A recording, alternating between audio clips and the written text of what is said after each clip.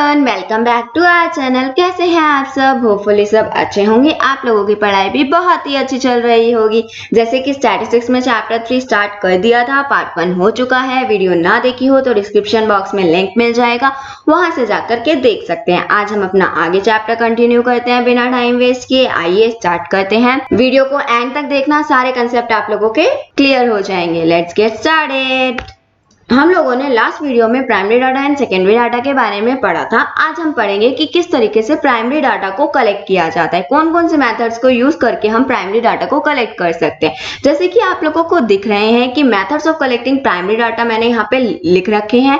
6 हमारे मेथड्स होते हैं। 6 हम मेथड्स के बारे में पढ़ेंगे कि कौन कौन से मेथड से हम प्राइमरी डाटा कलेक्ट कर सकते हैं। तो स्टार्ट करते हैं। पहला है हमारा direct personal investigation, second one is indirect oral investigation, third one is information from correspondence, fourth one is telephonic interview, fifth one is mailed questionnaire method, sixth one is questionnaire filled by numerators। Okay, ये हमारे methods of collecting primary data. हम एक एक करके इन सब के बारे में डिस्कस करेंगे, इसलिए आप एंड तक इस चैनल से जुड़े रहना। ये सारे हर वीडियो में आप लोगों को अलग अलग दिखेंगे, पूरी डिटेल में हम इसे डिटेल में डिस्कस करेंगे। ठीक है, तो आइए आज अपना पहला मेथड स्टार्ट करेंगे। हम पहला मेथड स्टार्ट करने से पहले कुछ टर्म्स हमारे इसमें यूज होंगे, उसके बारे में बात कर लेते हैं। किस तरीके की टर्म्स हैं जो यूज होंगी, बार बार आपके सामने आएंगी, और अगर ये टर्म्स आपको समझ नहीं आई तो आपको कॉन्सेप्ट्स भी पूरी तरीके से समझ नहीं आएगा, और इन पे कई बार क्या होता है, 1 नंबर का क्वेश्चन भी बन जाता है। इसलिए पहले ये इंपॉर्टेंट टर्म्स पढ़ लेते हैं, फिर अपना आगे मेथड स्टार्ट करेंगे पहले वाला। ओके, तो पहला है हमारा इन्वेस्टिगेटर। क्या होता है इन्वेस्टिगेटर? इन्वेस्टिगेटर कौन होता है? मैंने लास्ट वीडियो में भी बात करी थी इन्वेस्टिगेटर की। इन्वेस्टिगेटर वो पर्सन होता है जो स्टैटिस्टिकल इंक्वायरी को कंडक्ट करता है, इन्वेस्टिगेट करता है किसी चीज की, उसको हम क्या बोलते हैं? Investigator. The person who conduct the statistical inquiry is known as investigator. वो पर्सन जो स्टैटिस्टिकल इंक्वायरी को कंडक्ट करता है उसे हम इन्वेस्टिगेटर बोलते हैं। ये आपको बहुत बार सुनने के लिए मिलेगा हर टर्म में कि इन्वेस्टिगेटर जो इन्वेस्टिगेट करता है। ठीक है, उसके बाद नेक्स्ट है हमारा न्यूमरेटर। कौन होता है न्यूमरेटर? जब इन्वेस्टिगेटर को बहुत सारे लोगों की जरूरत पड़ती है, हेल्प की जरूरत पड़ती है इंफॉर्मेशन कलेक्ट करने के लिए, उनको हम बोलते हैं numerators. The investigator need the help of certain persons. Investigators को बहुत सारे लोगों की जरूरत पड़ती है, बहुत सारे लोगों की हेल्प की जरूरत पड़ती है इंफॉर्मेशन को कलेक्ट करने के लिए, उन्हें बोला जाता है न्यूमरेटर्स। यानी कि जो इन्वेस्टिगेटर्स की हेल्प करते हैं उसे हम क्या बोलते हैं? न्यूमरेटर्स। उसके बाद रिस्पोंडेंट कौन होता है? वो पर्सन जिससे डाटा कलेक्ट किया जाता है, जो इन्वेस्टिगेटर को क्या देता है? रिस्पॉन्ड देता है, उस डाटा की इंफॉर्मेशन देता है, उसे हम बोलते हैं रिस्पोंडेंट। द पर्सन फ्रॉम हुम, वो पर्सन जिससे स्टैटिस्टिकल इंफॉर्मेशन कलेक्ट करी जाती है उसे रिस्पोंडेंट बोलते हैं। The person from whom the statistical information is collected are known as respondent. वो पर्सन जिससे स्टैटिस्टिकल इंफॉर्मेशन हम लोग कलेक्ट करते हैं उसे हम रिस्पोंडेंट बोलते हैं। ये बात हो गई रिस्पोंडेंट की। नेक्स्ट है हमारा सर्वे। अब सर्वे क्या होता है? सर्वे वो मेथड होता है जिसमें हम क्या करते हैं? इंफॉर्मेशन लेते हैं, इंफॉर्मेशन गैदर करते हैं बहुत सारे इंडिविजुअल से, उसे हम क्या बोलते हैं? सर्वे बोलते हैं। सर्वे में क्या होता है? सर्वे कंडक्ट किया जाता है क्वेश्चंस पूछने के लिए अबाउट अ पर्टिकुलर प्रोडक्ट हो गया या पर्टिकुलर कैंडिडेट हो गया। बहुत सारे लोगों से इसमें क्या किया जाता है? क्वेश्चंस पूछे जाते हैं किसी पर्टिकुलर प्रोडक्ट के बारे में या किसी भी पर्टिकुलर चीज के बारे में। क्या किया जाता है? क्वेश्चन किया जाता है, तो वो हमारा होता है सर्वे। ये क्या होता है? एक मेथड होता है जिसमें इंफॉर्मेशन गैदर की जाती है बहुत सारे लोगों से, किसी भी टॉपिक के बारे में इंफॉर्मेशन गैदर की जाती है, उसे हम बोलते हैं सर्वे। जैसे हम लोग कोई चीज प्रोडक्ट यूज कर रहे हैं, ठीक है, कोई प्रोडक्ट यूज कर रहे हैं तो वो क्या करते हैं? हमारे घर आकर के हमसे कुछ क्वेश्चंस पूछते हैं, उसका फीडबैक दो, या ये एक तरीके का सर्वे हो गया। या फिर आप लोग कहीं पर रेस्टोरेंट में जाते हैं, आपसे एक फीडबैक फॉर्म भराया जाता है, तो वो सर्वे कर रहे हैं, उस प्रोडक्ट के बारे में कोई इंफॉर्मेशन ले रहे हैं, इंफॉर्मेशन गैदर करते हैं जब हम अलग अलग इंडिविजुअल से, तो उसे सर्वे बोलते हैं। या फिर आपके वोडाफोन है या या फिर आइडिया की सिम में आप लोगों को कॉल करके पूछते हैं कि आपकी सिम कैसी चल रही है, या नेटवर्क आते हैं नहीं आते, किस तरीके के नेटवर्क आते हैं, तो ये क्या करते हैं, वो उसके बारे में इंफॉर्मेशन ले रहे हैं अलग अलग बंदों से। ये एक तरीके का उनका सर्वे है। ये थी हमारी इंपॉर्टेंट टर्म्स की बात। अब आगे पढ़ते हैं। हमने कौन से पहले मेथड की बात करी थी? Direct personal investigation. तो आज हम डायरेक्ट पर्सनल इन्वेस्टिगेशन के बारे में ही डिस्कशन करने वाले हैं पूरा। क्या होता है direct personal investigation?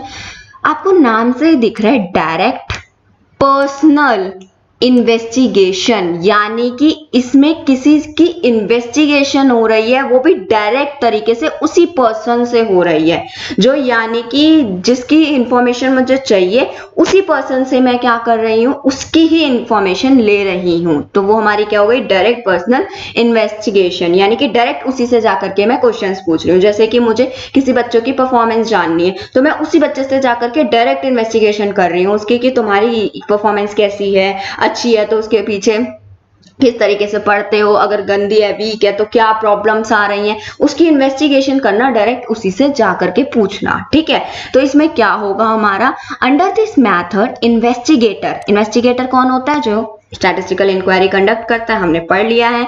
The investigator collects data by having direct contact with the इंफॉर्मेंट, यानी कि जब क्या करता है इन्वेस्टिगेटर, डाटा कलेक्ट करता है उसी पर्सन से कलेक्ट करता है जिसकी उसे इंफॉर्मेशन चाहिए, यानी कि वो कंडक्ट भी क्या हो रहा है? Direct on the spot inquiry हो रही है, उसे हम डायरेक्ट पर्सनल इन्वेस्टिगेशन बोलते हैं। इस मेथड में क्या होता है? इन्वेस्टिगेटर क्या करता है? डायरेक्ट डाटा कलेक्ट करता है, डायरेक्ट कांटेक्ट में आता है इन्फॉर्मेंट के, और ऑन द स्पॉट इंक्वायरी करी जाती है। ठीक है, उसे हम बोलते हैं डायरेक्ट पर्सनल इन्वेस्टिगेशन। मुझे किसी का रिजल्ट जानना है, डायरेक्ट उसी से जाके पूछ लिया। या न्यूज में अगर मान लो किसी सेलिब्रिटी के बारे में उसकी कहानी जाननी है हमें, तो हम जाकर के पर्सनल जाकर के उनसे डायरेक्टली इन्वेस्टिगेशन कर लेते हैं उनकी। जैसे मान लो आपके MS धोनी बनी होगी, तो क्या किया MS धोनी, उन्होंने हवा में तो नहीं बना ली, तो पहले धोनी से जाकर के क्या किया होगा, उन लोगों ने उनकी पूरी स्टोरी जानी, यानी कि डायरेक्ट पर्सनल इन्वेस्टिगेशन करी, उन्हीं से जाकर के उन्हीं की इन्फॉर्मेशन ली, उन्हीं का डाटा कलेक्ट करा, एंड देन टीवी में दिखाया। तो ये हमारी क्या थी? डायरेक्ट पर्सनल इन्वेस्टिगेशन थी, यानी कि ऑन द स्पॉट इंक्वायरी की गई, कंडक्ट किया गया। अगर कोई एक्सीडेंट हुआ है तो वहां स्पॉट में, उसी स्पॉट पे जाकर के इन्वेस्टिगेटर ने क्या करा? डाटा कलेक्ट करा उसी इन्फॉर्मेंट से, वहां जो चल रहा था, जो भी चीजें वहां पे चल रही थी, ऑन द स्पॉट इंक्वायरी निकाली गई। ये हमारा डायरेक्ट पर्सनल इन्वेस्टिगेशन होता है। ठीक है, अब इसकी सुटेबिलिटी देख लेते हैं। When the detailed information has to be collected, जब हमें पूरी इंफॉर्मेशन कलेक्ट करनी होती है, उस बारे में सारी इंफॉर्मेशन जब हमें कलेक्ट करनी होती है, तब हम डायरेक्ट पर्सनल इन्वेस्टिगेशन का यूज करते हैं। When the area of investigation is limited, अगर एरिया ऑफ इन्वेस्टिगेशन क्या है? लिमिटेड है, यानी कि जब बहुत बड़ा एरिया होगा तो पर्सनल जाकर के सबसे इन्वेस्टिगेशन करना बहुत दिक्कत आ जाएगी। इसलिए इसमें जब एरिया ऑफ इन्वेस्टिगेशन क्या होगा? बहुत लिमिटेड होगा, तभी डायरेक्ट पर्सनल इन्वेस्टिगेशन हो सकता है।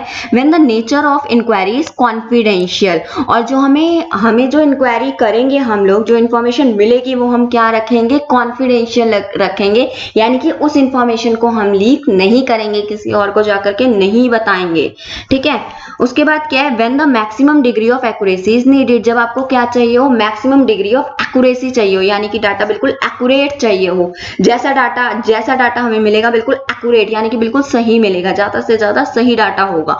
अब मैं उसी पर्सन से जाकर के उसकी डिटेल पूछूंगी तो ऑब्वियस है वो डाटा क्या मिलेगा? मुझे एक्यूरेट मिलेगा। When the importance is given to originality, जब हम इंपॉर्टेंस किसको देते हैं? ओरिजिनलिटी, यानी कि मुझे ओरिजिनल डाटा चाहिए, फर्स्ट हैंड डाटा चाहिए। हमने पढ़ा था ना प्राइमरी डाटा क्या होता है हमारा? फर्स्ट हैंड डाटा होता है, यानी कि बिल्कुल ओरिजिनल और प्योर डाटा चाहिए जिसमें कुछ तरीके की मिलावट ना हो।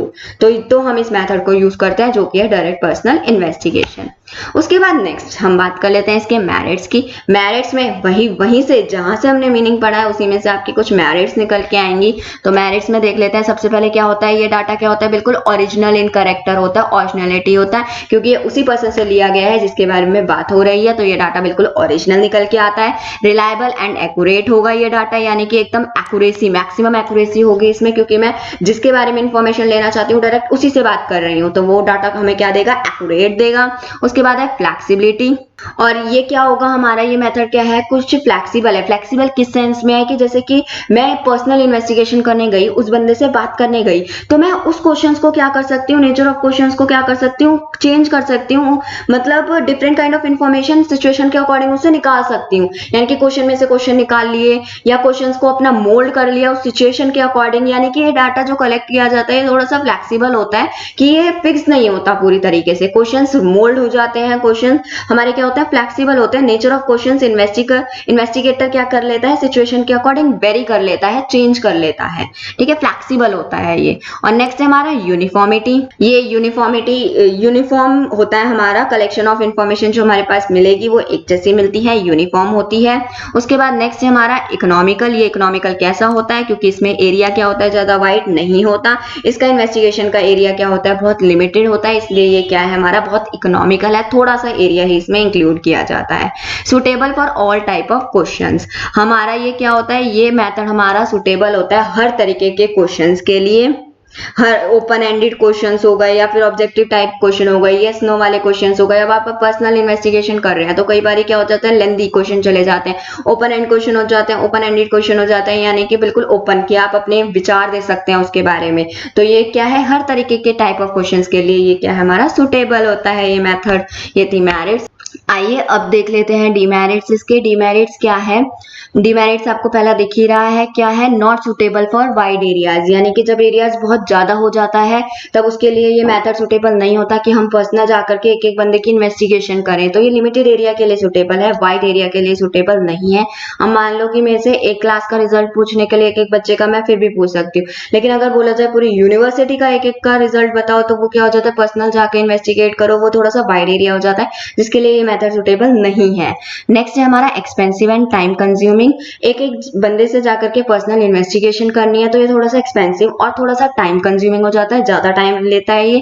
नेक्स्ट है हमारा पर्सनल बायसनेस। पर्सनल बायसनेस यानी कि थोड़ी सी पार्शियलिटी आ जाती है, इन्वेस्टिगेटर के पार्ट पे क्या आ जाती है, थोड़ी सी पार्शियलिटी आ जाती है, जो कि हमारे क्या करती है, एक्यूरेसी ऑफ डाटा को इफेक्ट करती है। ठीक है, इससे क्या होता है, हमारा रिस्पोंडेंट भी क्या हो जाता है, थोड़ा सा इन्फ्लुएंस हो जाता है, जिसकी वजह से यहाँ पे क्या हो जाता है, इसका एक डिमेरिट हो गया कि पर्सनल बायसनेस आ जाती है इसमें, कि हमारी पार्शियलिटी आ जाती है इन्वेस्टिगेटर के पॉइंट में, जिसकी वजह से डाटा इफेक्ट हो जाता है। अगर मान लो कि हमारा जो इन्वेस्टिगेटर है वो बायस हो गया और उसने जो क्वेश्चंस है थोड़े हल्के पूछ लिए या क्वेश्चंस कम पूछ लिए, इस तरीके से क्या कर लेते हैं इन्वेस्टिगेटर, कई बार बायसनेस शो कर देते हैं, पार्शियलिटी शो कर देते हैं कुछ रिस्पोंडेंट, जिससे कि रिस्पोंडेंट को इफेक्ट होता है और एक्यूरेसी भी नहीं आ पाती डाटा में उस तरीके से। ठीक है, इसलिए ये इसका डिमेरिट है। उसके बाद है ट्रेंड पर्सनल। इसको करने के लिए जो इन्वेस्टिगेटर होना चाहिए वो क्या होना चाहिए, पूरी तरीके से ट्रेंड होना चाहिए। जो हमारा ये मेथड है इसकी सक्सेस किस पे डिपेंड करती है, पूरी तरीके से इन्वेस्टिगेटर पे डिपेंड करती है। अगर हमारा इंटरव्यूअर ट्रेंड होगा और अनबायस्ड होगा तो ये क्या होगा, डाटा हम ज्यादा से ज्यादा अच्छा कलेक्ट कर पाएंगे। अगर हमारा इन्वेस्टिगेटर ही बायस निकला और ट्रेन नहीं हुआ तो डाटा अच्छे से कलेक्ट नहीं होगा, एक्यूरेट डाटा कलेक्ट नहीं हो पाएगा। अगर हमारा जो इन्वेस्टिगेटर है वो बायस नहीं होता है, ट्रेंड होता है, तो वो ज्यादा से ज्यादा अच्छा डाटा कलेक्ट कर पाएगा। ओके, ये थे इसके डिमेरिट्स। अब बात कर लेते हैं प्रिकॉशंस की। प्रिकॉशंस का मतलब है कि इस मेथड को यूज करते टाइम आप लोगों को क्या क्या चीजों का ध्यान रखना है, क्या क्या चीजें आपके माइंड में होनी चाहिए। तो पहला पॉइंट क्या है हमारे पास, कि जो इन्वेस्टिगेटर है वो क्या होना चाहिए, वेल वर्स्ड होना चाहिए विद स्टैटिस्टिकल टेक्निक। यानी कि स्टैटिस्टिकल टेक्निक का यूज उसे अच्छे से करना आना चाहिए, उसको वो फेमिलियर होना चाहिए स्टैटिस्टिकल टेक्निक को लेकर के, उसको नॉलेज होनी चाहिए स्टैटिस्टिकल टेक्निक की। And should have good temperament, और उसका जो होना चाहिए नेचर वाइज बिहेवियर अच्छा होना चाहिए। जब वो किसी से पर्सनल इन्वेस्टिगेशन करेगा तो वो रूड नहीं होना चाहिए, थोड़ा सा पोलाइट होना चाहिए, उसका नेचर थोड़ा सा स्वीट होना चाहिए, अच्छा होना चाहिए, तभी वो क्या कर सकता है, इन्वेस्टिगेशन कर सकता है। रूड बिहेवियर के लिए कोई भी आपको लोगों को आंसर नहीं देगा आपके क्वेश्चंस का अगर आप रूडली बिहेव करेंगे, पोलाइटली में ही आंसर्स मिलेंगे। तो पहला पॉइंट हमारा ये हो गया। नेक्स्ट है हमारा investigator should be familiar with culture, tradition and the language of the concern area, जहाँ पे वो इन्वेस्टिगेशन करने जा रहा है वहाँ के कल्चर, वहाँ के ट्रेडिशन और वहाँ की लैंग्वेज की भी उसको क्या होनी चाहिए, थोड़ी बहुत नॉलेज होना चाहिए, थोड़ा बहुत उसको फेमिलियर होना चाहिए उससे रिलेटेड। मान लो वो कोलकाता साइड कहीं पर क्या करने गया है, अपना इन्वेस्टिगेशन करने गया है, तो उसको क्या होना चाहिए, वहाँ के कल्चर के बारे में, ट्रेडिशन के बारे में, लैंग्वेज के बारे में थोड़ा बहुत फेमिलियर होना चाहिए। नेक्स्ट पॉइंट हमारा ये है। और इन्वेस्टिगेटर को जब क्वेश्चंस पूछेगा वो तो कैसे क्वेश्चंस होने चाहिए, ज्यादा घुमाकर नहीं होने चाहिए, स्ट्रेट होने चाहिए, सिंपल होने चाहिए, जो हमारे इंफॉर्मेंट को क्या आने चाहिए, समझ आने चाहिए, अंडरस्टैंडेबल होने चाहिए पूरी तरीके से। ठीक है, ये हमारा थर्ड पॉइंट हो गया। और फोर्थ पॉइंट जो मोस्ट इंपॉर्टेंट है, जो हमने डीमेरिट में भी डाल रखा है कि no personal bias should use by the investigator, यानी कि इन्वेस्टिगेटर को अपनी बायसनेस, अपनी पार्शियलिटी अपनी इन्वेस्टिगेशन के टाइम नहीं दिखानी चाहिए। अगर किसी तरीके का रिलेशनशिप उसके साथ, अगर किसी तरीके का रिलेशनशिप भी अगर उसका इन्फॉर्मेंट रिस्पोंडेंट के साथ है तो उसे वो भी वहां पे इन्वेस्टिगेशन करते टाइम शो नहीं करना चाहिए, यानी कि उसे पार्शियलिटी, बायसनेस नहीं शो करनी चाहिए। अनबाइज्ड होकर के उससे अपनी इन्वेस्टिगेशन करनी चाहिए, नहीं तो डाटा एक्यूरेट कलेक्ट नहीं हो पाता। ओके, आज के लिए बस इतना ही। नेक्स्ट मेथड करेंगे हम अपनी नेक्स्ट वीडियो में। वीडियो को शेयर करते रहिए अपने दोस्तों के साथ, सब्सक्राइब बटन प्रेस कर देना, साथ में बेल आइकन आ रहा होगा वो भी प्रेस कर देना, नहीं तो आगे का मेथड नहीं आएगा, फिर बोलोगे कि यहीं तक रह गया है। Thank you so much.